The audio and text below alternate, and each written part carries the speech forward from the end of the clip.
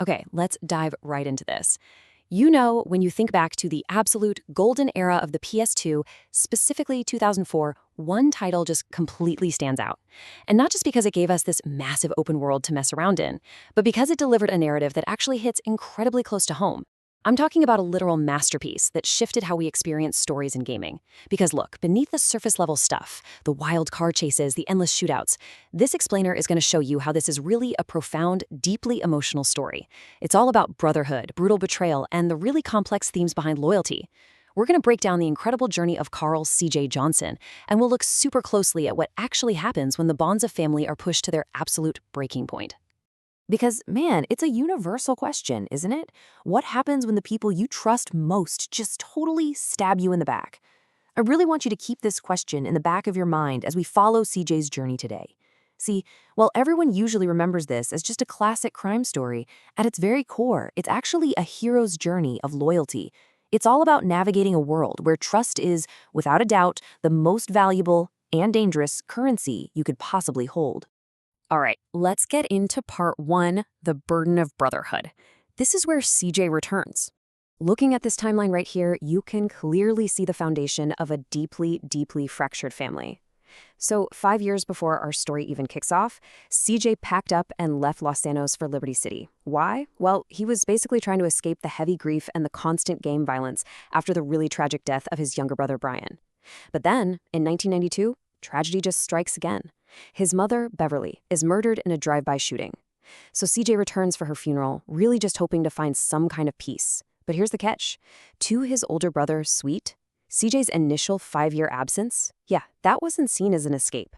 Sweet viewed it as the very first major breach of family loyalty. Like, in Sweet's eyes, CJ literally abandoned them when they needed him most. And because of that absence, CJ's homecoming is met with absolute hostility and just total chaos. I mean, the Grove Street family's gang is completely falling apart. Sweet is actively blaming CJ for the whole decline. On top of that, his childhood friends, Ryder and Big Smoke, are acting super strange and distant.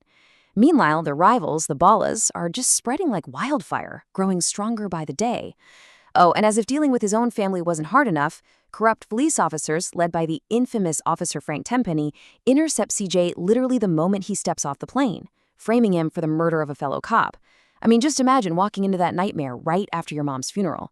CJ is suddenly facing this massive, uphill battle to rebuild trust with his own blood, all while being squeezed dry by these intense outside forces. And this brilliantly illustrates the sheer crushing pressure CJ is under. He is completely trapped, dangerous rival gangs on one side, insanely corrupt cops on the other. CJ realizes he's got to step up. He makes the call to stay in Los Santos and help Sweet pull Grove Street back from the brink. And to do this, CJ uses what were honestly revolutionary RPG mechanics for a game back then. He actually has to hit the gym to build muscle, hopefully avoiding too many double meals at Cluck and Bell, right? He goes out and physically reclaims territory block by block, and he hones his driving and shooting skills. He's literally building himself up from scratch to gain the physical and strategic strength he needs to protect his family. Which brings us to part two, the ultimate betrayal, starting from zero. Now, what's really interesting about this slide is the stark contrast in core values among these so-called childhood friends. On one side, you've got CJ and Sweet. Their motivations are entirely rooted in family, the neighborhood of Grove Street, and this really deep sense of honor. But on the other side, we have Big Smoke and Ryder. These two value money, power, and get this, they're actually willing to work with the corrupt Officer Tenpenny to get it. This contrast right here, this is the absolute emotional crux of the entire narrative. Big Smoke's greed fundamentally shatters that sacred bond of loyalty they all grew up with. And the way this betrayal actually unfolds is just devastating. It is a rapid rags to riches to rags tragedy. First, CJ discovers the absolute unthinkable. Big Smoke and Ryder have secretly been working with the rival Ballas gang and Officer Tenpenny. Then, during this massive gang shootout, Sweet is seriously injured and gets scooped up by the police. Finally, CJ gets kidnapped by Tenpenny. But surprise, instead of being killed or thrown in a cell, he's driven miles and miles outside the city and just dumped in the middle of the rural countryside with absolutely nothing. His own childhood friends chose the wrong side, completely stripping him of every single thing he had worked so hard to rebuild. I mean, just let the emotional weight of that sink in for a second.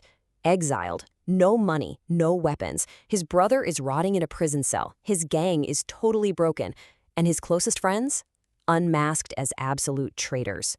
Once again, CJ has to start from zero. He is completely isolated now, which forces him to entirely redefine who he can actually trust if he wants any shot at surviving this.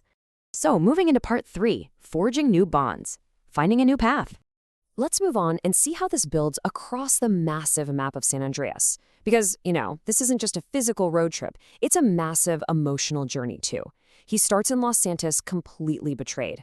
Then, out in the countryside, he meets these new, really unlikely allies, like Caesar, and this totally bizarre but brilliant hippie who just goes by the Truth.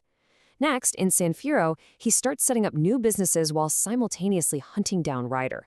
And finally, over in Las Venturas, he straight up masterminds a massive casino heist.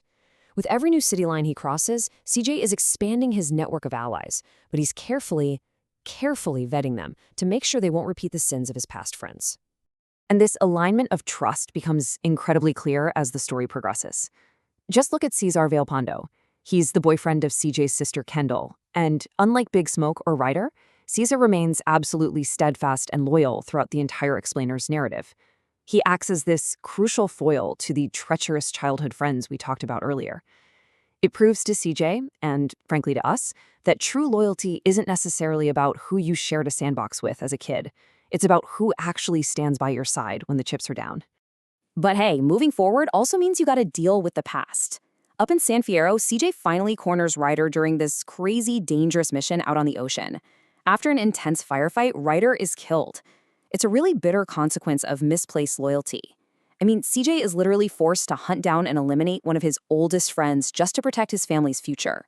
It's one of those moments that shows you just how incredibly high the stakes really are. From there, CJ travels over to the neon lights of Las Venturas, and this is where his evolution is finally completed.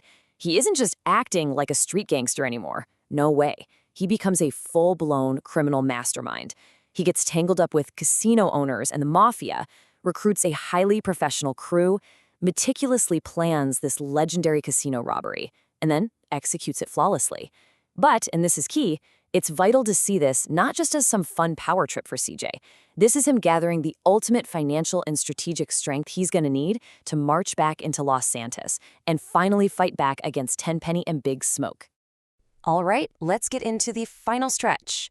Part 4, Loyalty Redeemed, the climax.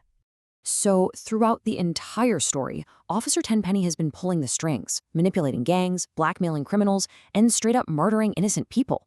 He is finally dragged into court, but in a totally shocking twist, he's released due to a lack of evidence. And the reaction? It is immediate and visceral. Los Angeles just falls into absolute chaos. Citywide riots erupt, buildings are burning to the ground, and the police completely lose control. It's a really brilliant narrative choice by the creators, directly inspired by the real-life Los Angeles riots, and it perfectly highlights the deep, systemic rot that Tenpenny represents. Right in the middle of this burning city, CJ knows there is literally only one way to end the nightmare. He storms Big Smoke's heavily guarded drug palace. The tension here just goes through the roof as CJ fights his way up, floor by floor, taking a wrecking ball to the empire his former best friend built on the blood of their own neighborhood. He is there to settle the ultimate score and finally reclaim his home. So the crucial point is, it all comes down to this one confrontation. After a brutal battle, a totally defeated Big Smoke finally admits the devastating truth with his dying breaths. He says he chose money over loyalty. It's an incredibly heavy confession. The emotional weight of this scene is just unreal. You're watching a lifelong friendship get completely destroyed, simply because one guy couldn't resist the allure of greed and power. But guess what? The fight isn't over yet. Right as Big Smoke goes down, Tenpenny shows up, snatches Smoke's drug money, and peels out in a stolen fire truck. What follows is hands down one of the most exciting final sequences you can imagine. CJ, Sweet, and their true loyal allies are chasing a desperate Tenpenny straight through the rioting city. The pursuit is sheer, unadulterated chaos, smashing through roads, buildings, and sending vehicles flying everywhere. And finally, Tenpenny loses control. The fire truck smashes right through a bridge, plummeting down and landing right in the heart of Grove Street. Mortally injured, Tenpenny dies right there, surrounded by the very riots and destruction that his own corruption and manipulation created. The main source of poison in Los Santos has, at last, been completely removed. And, the contrast between that explosive, chaotic finale and the calm resolution that follows is just beautiful. Grove Street actually regains control. Sweet is finally a free man. The Johnson family is completely reunited, and CJ's various businesses across the entire state are absolutely booming. After years of tragedy, brutal betrayal, and fighting what felt like a totally impossible war, CJ finally has everything he fought so hard to protect. And that leaves us with a really powerful thought to ponder as we wrap up this explainer.